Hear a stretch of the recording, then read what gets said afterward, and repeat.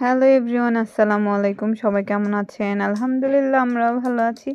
তো চলে আসলাম আরও একটি ভিডিও নিয়ে আপনাদের সামনে। তো এটা হচ্ছে আমাদের সকালবেলা পিটি টাইমে। তো বাচ্চারা হচ্ছে জাতীয় সঙ্গীত গাইছে। পিটি একদম শেষ পর্যায়ে। তো শেষ পর্যায়েই হচ্ছে জাতীয় সঙ্গীত গাওয়া হয়। তো মোটামুটি মানে আজকে বেশি বাচ্চা আসেনি, কমই এসেছে।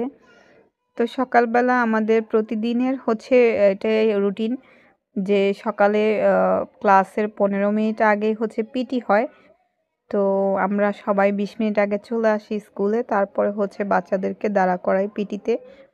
তো পিটির স্যার হচ্ছে পিটি করান। যেদিন স্যার হচ্ছে লেট করে আসেন সেদিন আমি করাই। তো আমরা মিলে-ঝিলে সবাই মিলেই হচ্ছে এই দায়িত্বগুলো পালন করে থাকি আলহামদুলিল্লাহ।